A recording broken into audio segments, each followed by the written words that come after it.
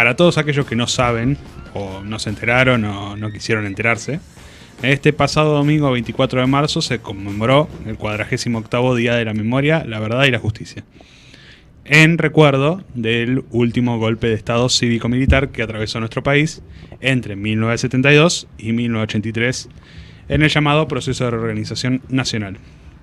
Fue un día muy pesado, con una carga política por la particular situación política y social que está viviendo el país en la actualidad, y donde, desgraciadamente, en lugar de encontrar en la fecha un motivo para unirnos en un grito conjunto de nunca más hacia la violencia como una forma de realizar política por ninguno de los bandos, parece que solamente encontramos más y más y más motivos para dividirnos.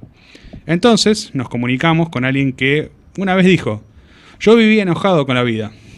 ¿Cómo vivían mis apropiadores? No conocía esto, mi historia. Ahora vivo enamorado de la vida a pesar del dolor. Guillermo Amarilla Molfino nació el 27 de junio de 1980 durante el cautiverio de su mamá, Marcela Esther Molfino, y su marido, Guillermo Amarilla, ambos secuestrados el 17 de octubre, su marido en la calle en Ramos Mejía y ella en su casa en San Antonio de Padua, donde estaban sus 3 hermanos. Guillermo siempre tuvo dudas sobre su identidad desde la escuela secundaria. En diciembre de 2007 se acercó a la Comisión Nacional de Derecho de Identidad, el CONADI, y se realizó los análisis de ADN, pero debido a que el embarazo de su mamá no había sido denunciado porque su familia no lo conocía al momento en que ella es secuestrada, se le comunicó que su perfil no coincidía con ninguna de las familias que buscaban un nieto.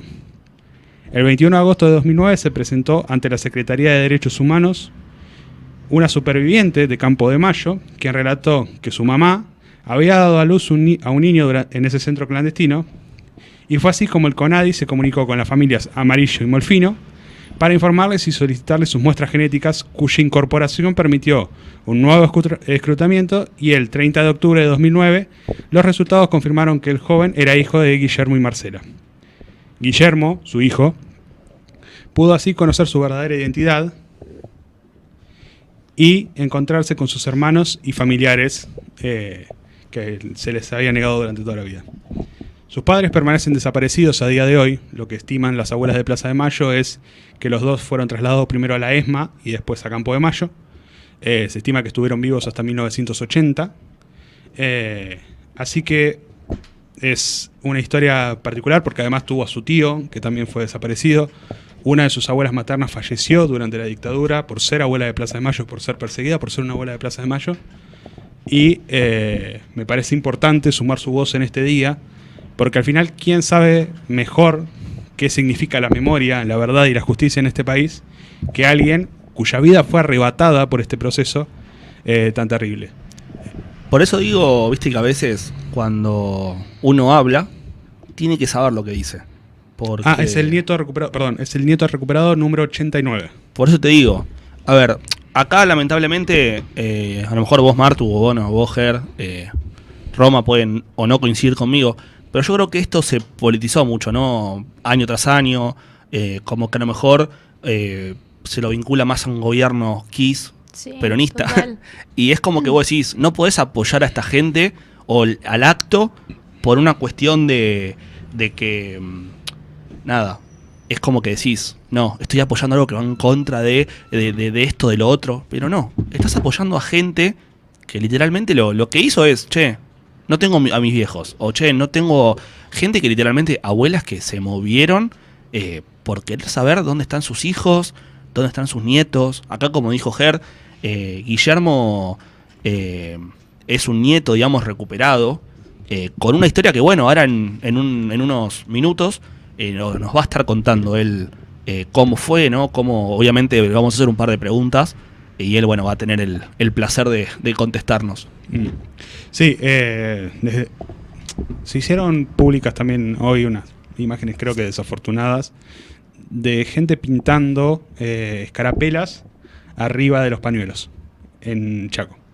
¡Ay, Dios! Y vos decís, hace falta. O sea, no podés esperar, aunque sea que... Ponele que los querés cubrir. No podés esperar ni siquiera que sea 25 de mayo para decir, bueno, corresponde otra pintura por la fecha. No es que lo justifico que diga que esté bien. Pero muchachos, es, digamos, Una falta de respeto total. es una falta de respeto, aparte de nuestra historia. Yo entiendo el que me dice, quiero que me cuenten la historia completa. Que no quiero que se glorifique quizás movimientos que son terroristas, porque nadie niega que la lucha armada de los grupos de izquierda eran terroristas. Nadie, por lo menos de mi parte, no lo van a escuchar negar nunca. No, Pero también había mucha gente que era inocente y cosas. Hola, Guillermo, ¿cómo andás? Hola, ¿qué tal? Bueno, muchas gracias por recibirnos. Estuvimos con unos pequeños problemitas hasta que te pudimos dar la bienvenida. Estaba contando un poco de tu historia que está en el perfil de Abuelas de Plaza de Mayo. Y bueno, la primera pregunta quería hacértela yo, que es ¿cómo viviste este 24 de marzo, ¿no? Este año, un día que si ya de por sí es complicado por tu historia de vida, ¿qué sentiste en este contexto social y político? Y la verdad es que fue un gran encuentro, como siempre, los encuentros colectivos que solemos dar los 24 de marzo, disfrutar los 24 de marzo. Nos familiarizamos, nos juntamos, convocamos. Este 24 de marzo, muchísima gente, fuimos cerca de 400.000 personas en Ciudad de Buenos Aires, porque después en otras provincias, a lo largo y a lo ancho del país, hubo mucha gente que salió a la calle a conmemorar esta histórica fecha. Así que bien, lo vimos bien en familia, en nuestra familia, que es Abuelas, y es toda la gente que concurrió a la plaza. De esa manera lo vivimos. ¿Vos, Tini? voy yo. Guillermo, bueno, buenas tardes, Lautaro te habla, ¿todo tranquilo? Perdón, no estoy escuchando, no sé si me están hablando. Sí, Guillermo, te habla Lautaro. ¿Me escuchás? No escucho. A vos sí, pero hay alguien hablando que no escucho. Quizás Nada. sale la imagen un poco desfasada. No, soy... Si escuchás el sonido, perfecto. Ahí escucho. Perfecto. Guillermo, Lautaro te habla ahora sí, ¿todo tranquilo? Bien, todo tranquilo. Guillermo, estuvimos leyendo tu historia, estuvimos, viendo, ¿no?, lo que vos estuviste contando, lo que está en varios medios. Yo te quiero preguntar, más que nada, ¿cómo fue ese proceso tuyo, ¿no?, psicológico también, en el cual vos te diste cuenta que a lo mejor no pertenecías a tal familia, o que vos, digamos, empezaste con la lucha también de decir quiénes son mis padres? ¿Cómo fue, digamos, todo eso? Y se trataría de hacer una síntesis de 27 años de vida, que haciéndola, ese resumen, hubo varias cosas, ¿no? Hubo una infancia, una adolescencia, una juventud. En todas esas etapas de mi vida tuvo como denominador común la duda por saber si yo pertenecía a esa familia o no. Entonces, en la infancia puedo pensar que esa duda no la encuentro lógica, no sé, ahora quizás se la pueda encontrar con el tiempo, pero que en aquel entonces yo dudaba sobre si era mi familia biológica o no la que me estaba criando, y en aquel entonces, en esa primera infancia, no sabía por qué dudaba, no sé si me lo habré preguntado alguna vez por qué dudaba, ¿no?, en ese mismo momento. Ahora puedo encontrar una explicación o varias explicaciones, pero que no dejan de ser hipotéticas. Después, ya en la adolescencia, convengamos que mi adolescencia transcurrió en la década del 90, ¿no? En la década del 90 era otro el contexto social y político al que se dio en el año 2007, que es cuando yo me presento a Abuela. ¿Por qué digo que había esa diferencia? Porque, por ejemplo, en la currícula educativa no se tomaba el 24 de marzo como una... Bueno, ni dentro de la currícula educativa, ni tampoco se lo consideraba feriado nacional, ¿no? En la currícula educativa todavía se eso de reorganización nacional y no de terrorismo de Estado. Era un tema que quizá podía llegar a tocar a algún docente por su propia cuenta y no porque formara parte de la currícula. Y la difusión de Abuelas estaba abocada a que personas cercanas a un posible nieto o nieta presente una denuncia o datos, ¿no? solamente datos, como decir, bueno, no sé, tengo una familia vecina que de un día para el otro, en el año 1970 y pico, 1980, llegó con un bebé y esa mujer nunca estuvo embarazada y el tipo es militar, ¿no? Entonces ahí se presentaban datos de terceros. Iban a eso, apuntaban a eso porque lógicamente primero nos buscaban bebés, después nos buscaban niños, después adolescentes, y cuando ya rondábamos los 20 años, las abuelas fueron muy inteligentes y empezaron a interpelar a esa generación, ¿no? El famoso eslogan que dice: si naciste entre el año 1975 y 1983 y tenés dudas sobre tu identidad, acércate a Abuelas de Plaza de Mayo. Bueno, eso no fue solamente la frase, sino que acudió a la colaboración y a la participación de diferentes espacios de la sociedad, como es el arte, como es el deporte, como es la ciencia. ¿No? Hoy existe teatro por la identidad, danza por la identidad, música por la identidad, tango por la identidad, clubes por la identidad. En aquel momento no existía nada de eso. En el año cuando Abuelas cumple los 20 años es el punto de inflexión. Cuando Abuelas cumple 20 años de historia, organizan un gran evento en donde convocan a músicos populares a tocar un recital, y ahí los músicos empezaron a invitar a las abuelas al escenario, convocando, Maradona convocando, hasta el día de hoy lo tenemos a Messi con un cartel que dice: si tenés dudas sobre tu identidad. Por eso las abuelas tampoco nunca hicieron la búsqueda en absoluta soledad, ¿no? Siempre acudieron a la colaboración y participación de otras personas. Y bueno, el caso se dio de esa manera. Como les contaba, una duda que tenía un formato en la niñez, otro formato en la adolescencia, y finalmente cuando tenía 27 años, ya esas dudas tomaron cuerpo, ¿no? Tomaron cuerpo porque finalmente tenía clara cuál era mi pregunta, que era si yo podía formar parte o no de ese número de nietos que estaban buscando las abuelas, y me acerqué a abuela. Me acerqué a abuela teniendo 27 años. Okay. Así fue mi pregunta. Sí. Sí, no, perdón, pensé que ya... No, eso, que ese sintéticamente fue mi camino que me llevó a acercarme a abuela, ¿no? Tratando de ser lo más sintético posible.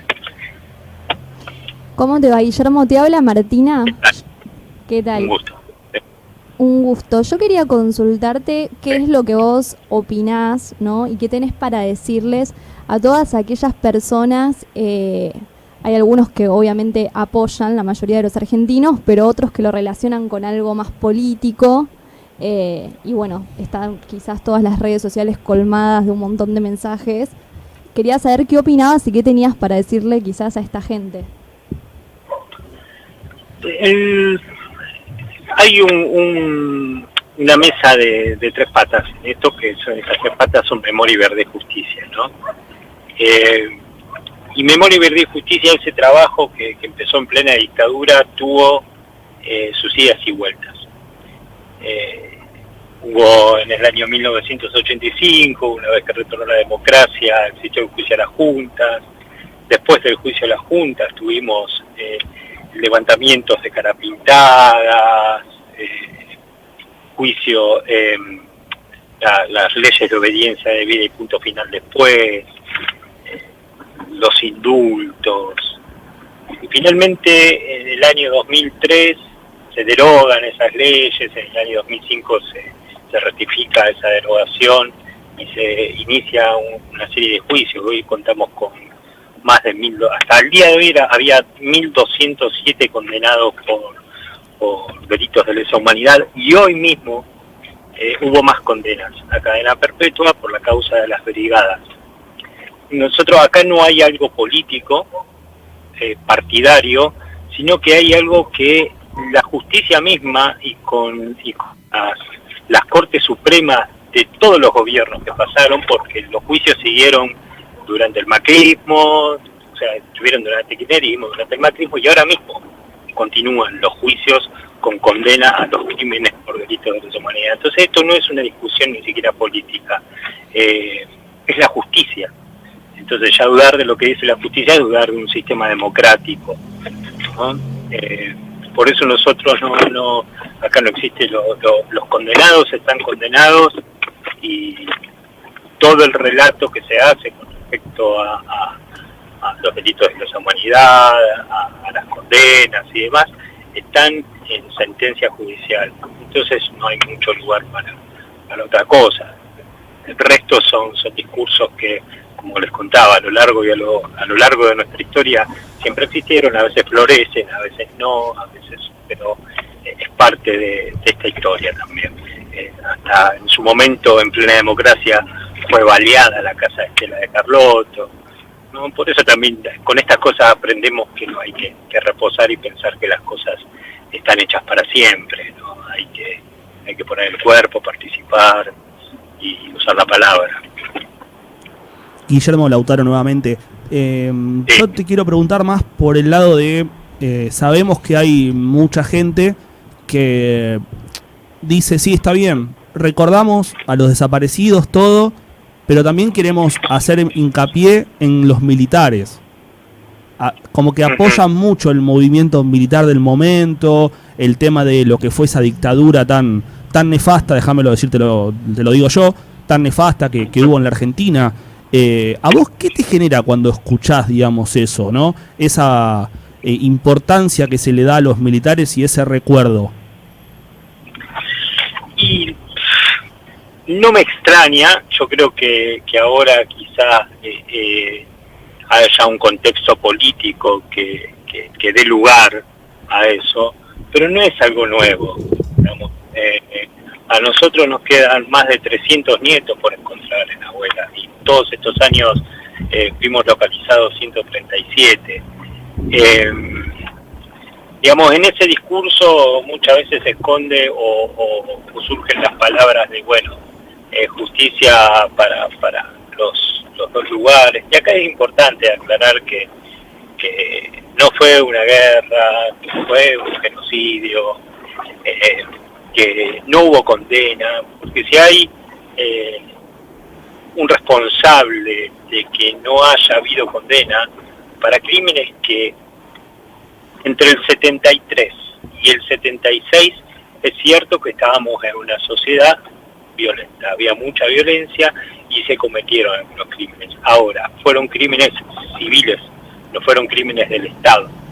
Eso es una gran diferencia. Entonces, los crímenes cometidos por civiles en un Estado democrático son llevados a juicio, condenados y a la prisión, en caso de que se corrobore responsabilidad alguna.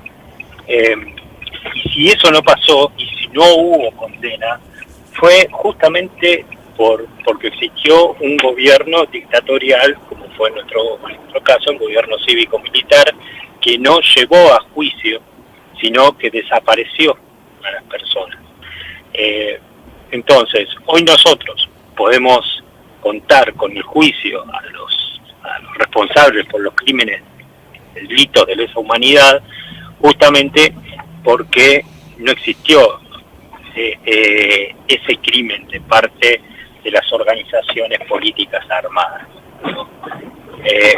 Entonces es una gran diferencia que a veces intentan prestar a confusión eso, pero si hoy no existen condenas a quienes hayan cometido crímenes siendo civiles, es porque no hay posibilidad legal para hacerlo. Y no hay posibilidad porque los delitos o prescriben o fueron desaparecidas las personas que cometieron algún delito. En cambio, los crímenes cometidos por las fuerzas fueron crímenes de lesa humanidad, fueron crímenes cometidos por el Estado, por lo tanto no prescriben. Y esto se asienta en leyes no solamente locales, sino también internacionales. No porque sí, el Museo Sitio de Memoria ESMA fue considerado en septiembre del año pasado Patrimonio Mundial de la UNESCO. Entonces, lo toman cualquier espacio como patrimonio mundial. ¿Por qué? Porque en ese expediente quedaba claro que sucedieron crímenes de lesa humanidad. Son discusiones que ya existieron, son discusiones que en su momento intentaron instalar, pero no hay problema, hay una respuesta simple para esos planteos. Cuando se le da lugar al argumento, ¿no? El problema es cuando no se le da lugar al argumento y solamente se trata de emociones violentas.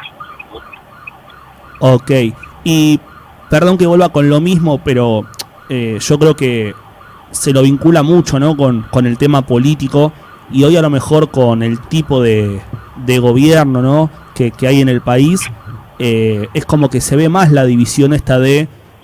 yo te hablo por ese juego de redes, por ese juego de lo que se dice, que si vos apoyás, digamos, ¿no? a abuelas, a nietos, es porque perteneces a un tipo de gobierno.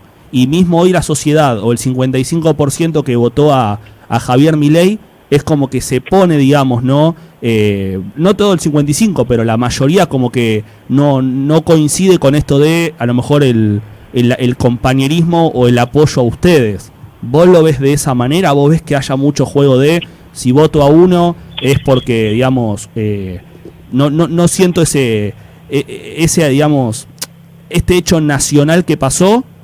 ¿O vos los ves, digamos, ya por otro tema? No sé si entendí la pregunta.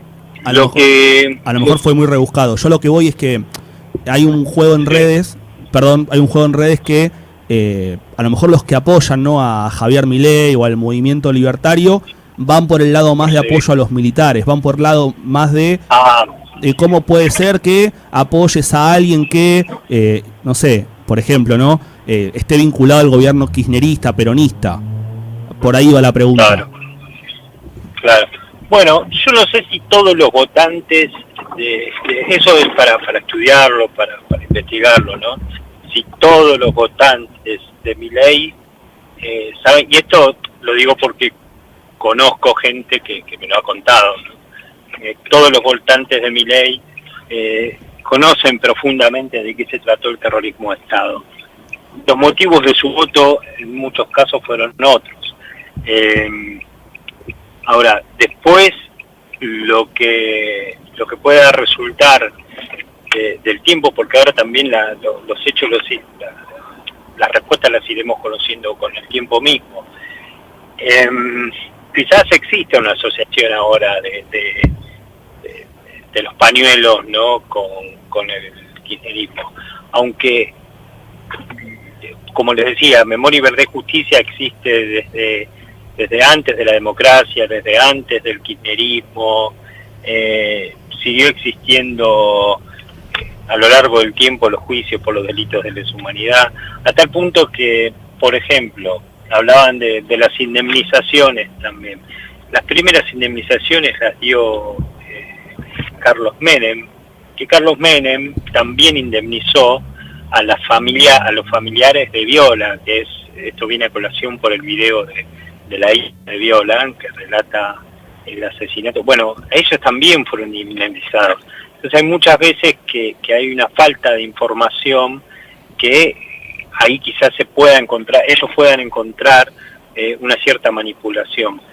Pero hay un video muy claro, ¿no? de Estela cuando empieza a dar charlas en las escuelas y que le habla a uno de los, no sé si lo habrán visto, pero le habla a uno de los estudiantes, justamente tiene un discurso similar al que existe ahora.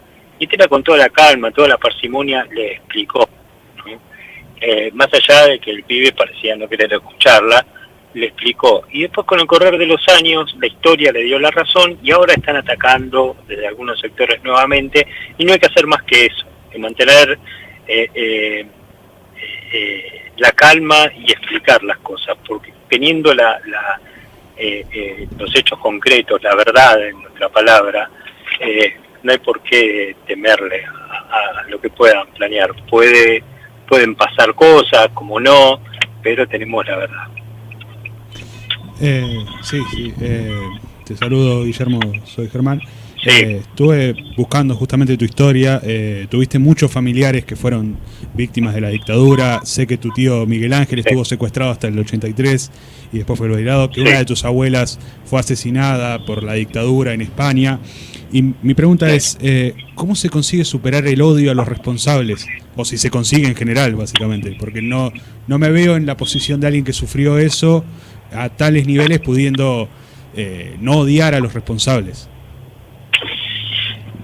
Lo que pasa es que el odio es algo tan complejo, ¿no? Porque no conduce a nada. Mira, la verdad es que particularmente a mí no me desató odio, no, me desató otras emociones, pero no odio no lo tuve, como mucha de la gente con la que comparto la misma historia, por no decir todos, no podría decirlo, pero sí la gran mayoría, eso doy fe.